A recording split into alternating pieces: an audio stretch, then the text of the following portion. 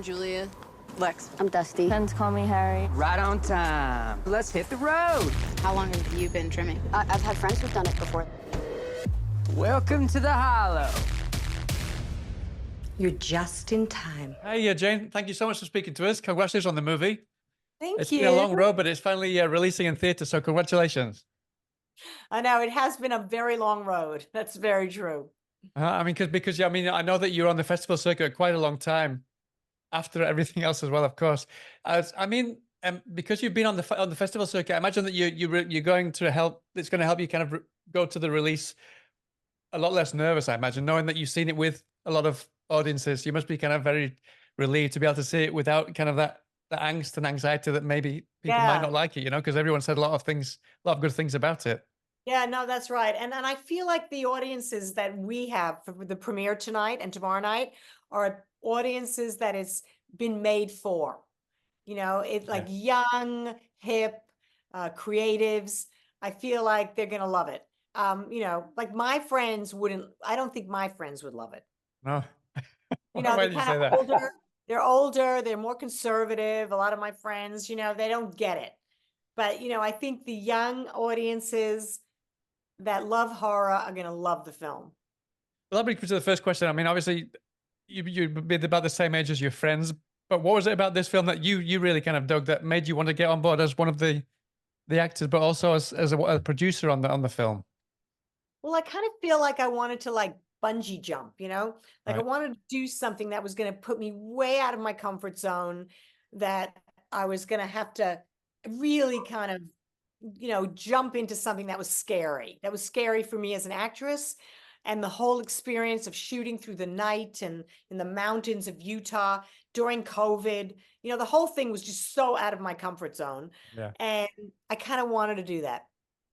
No, yeah, definitely, man. I know that you really. I was watching another interview you did, and I know that you really deep dive to really take yourself out of your comfort zone, as you said. I think you went out of your comfort zone. You went beyond on the Call of Duty to really kind of create a backstory for this character. And I think that Ariel said that you really kind of she let you kind of bring your own ideas to this character because there were certain things that you wanted to really portray with this character. Can you tell us a little bit about what you brought to the film after you came on board? Well, it was so important for me. People remember me as Diana, which was 40 years ago. Oh my God. Yeah, I know, yeah. But, with that character, I really didn't bring a big backstory. I didn't delve into much. I basically just, I was a lizard alien who didn't have a lot of emotion, who there's nothing she wouldn't do. And she never had remorse. Basically that was the character. Yeah. This character, I needed to make this character very complex. It just couldn't be someone that just did evil things. So I had to kind of use my own trauma and the trauma of the character, that the pain of the character was so deep that she had to medicate herself in order to exist. And so that's where the starting point for me was. And then this brand of weed that she smoked kept her alive. Kept her here, alive, kept her powerful, kept her beautiful, and kept her feeling no pain. That was very big incentive for me to do the things that I did. Right. Ashley? Yeah, I understand from one of the interviews that you did during the course of last year that you'd thrown so much into Mona that she was to be your swan song baddie, I believe, were the words they used. Are you still in that frame of mind? Do you think you're done with playing those baddies? Yeah, I feel like I am. Obviously, if some great director asked me to do something, okay, yes. But overall, I feel like she's the definitive baddie. I don't really know how much further I can go with that type of a character, unless it was some big Marvel movie. Yes, okay, I'm going to do it. But in this independent horror space, I feel like I don't want to repeat myself, and she's one of the most kind of full, enriching. I really went out on a limb with this character. I worked so hard on it, and I feel like I've done it. you know, and I would like to move into different types of characters now. That's fair enough. And I must say, you were a real scene stealer in the movie. So I think you're right in terms of going out with this Yeah, one. going out on the She top. she's really memorable. Thank you. Yeah. But it was. I mean, it wasn't just the way you portrayed the character, but also, well, not small things, but other things that a lot of people don't really kind of take into account, like the clothing, the different Yes. kinds of clothing that she wears, the gloves, I mean, that dress with the pearls. I don't even know how to describe that. You just got to see it to believe it. Was that all you as well? No, well, that I sent references. I had seen Tilda Swinton in some type of a sci-fi movie, and she wore her hair like that with lots of pearls. And I remember sending that reference to the costume person. I said, this reference is something I really like. And then Hazel, the costume designer, who is extraordinary, she took it and she ran with it. And when I showed up for my costume fitting, I went, oh my God, you know, like there it was. And I was like, I didn't quite know what to make of it, to be honest, you know, like, can I pull this off? Because this is really out there. Yeah, because it's a pearl dress in the middle of the woodland is not the the typical kind of thing you'd put on now. I know. But it sort of like works, you know what I But mean? no, it works. Sort of now. It completely works. Totally. Yeah, it's fantastic. Yeah. Yeah, it reminded me a little bit of the Grand High Witch from Roald Dahl's The Witches with the long sort of gloves and just that sort of vibe. It was delicious. It really was. Yeah, exactly. It's funny. It's almost like funny, but it's not. You know what I mean?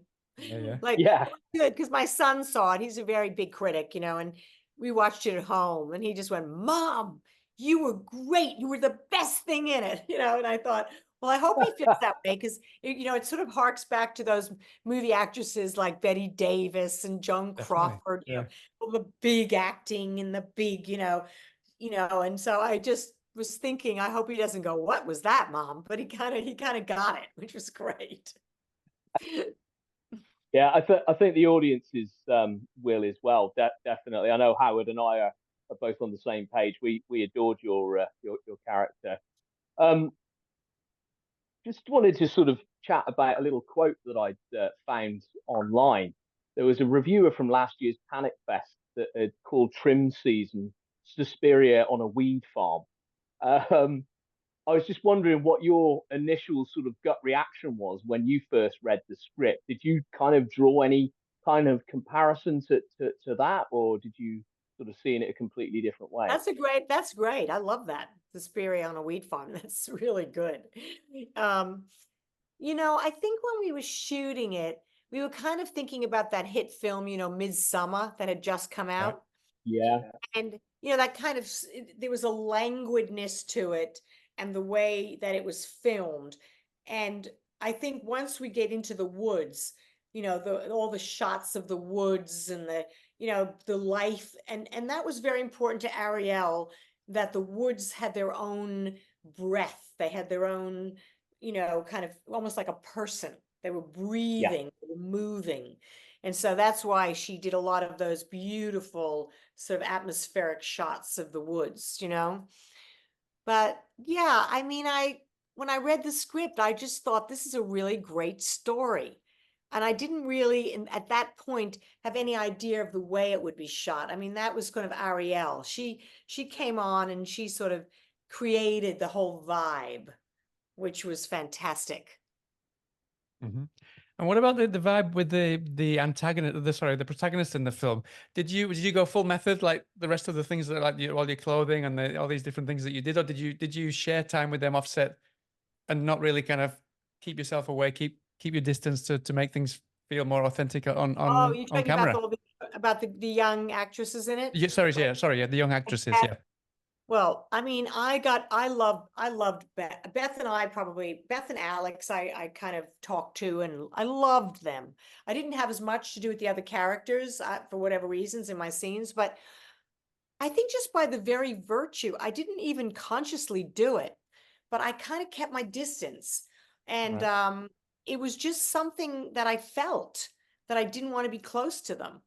And that was kind of lonely. Like I felt a little like, wow, I would love to kind of be hanging with them. They all seemed really close on the set and laughing, and I always felt very sort of alone, Yeah. but I just didn't feel like being close to them.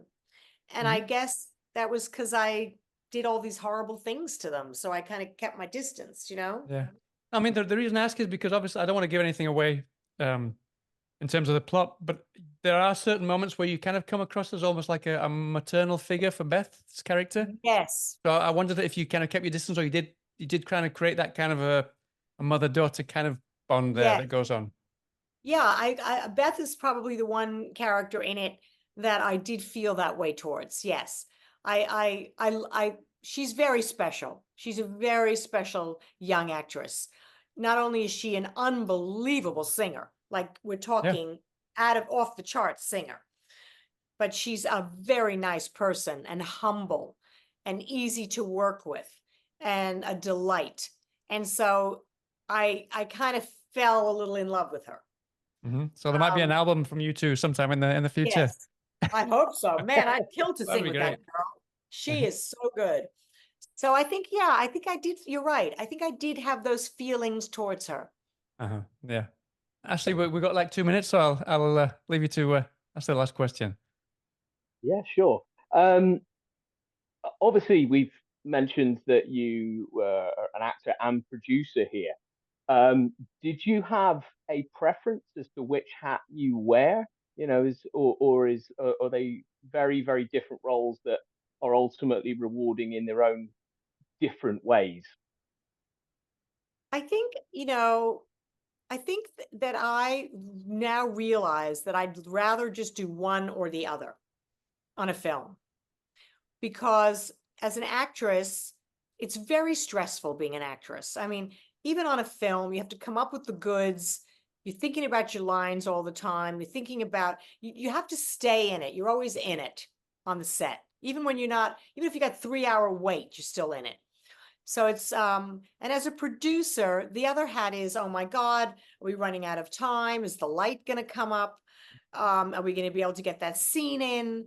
Being nervous. Oh God, you kept him waiting 3 hours in the Honeywell trailer, and he's getting upset, and watching if there's some people misbehaving on the set, and I'm an actress, but I was aware of all that too, and not happy when things like that were going on. But I think that was a little stressful for me to have both those hats on, but in the end, it also kept me probably more focused as an actress than I've ever been.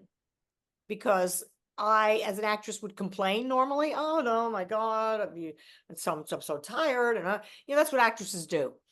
But I was just so happy, to be on the set, to make sure everything was going smoothly. I was so on all the time. So that was a good thing about being the producer. Brilliant. Well, listen, That's thank you so great much to for your hear. time. Have a blast later on with the premiere. Today and tomorrow you've got 2 premieres now, so have a blast. So excited. Enjoy it. So You deserve it. excited. And hopefully we'll speak to you again sometime soon. I hope so. Thank you, All the very guys. best. Take care. Have a good time. Thank you. Thank you, Thanks. Jane. Take care. Sweet dreams. You'll never understand.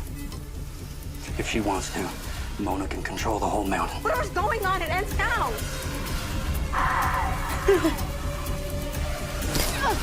We spent years perfecting the soil to crack open the secret.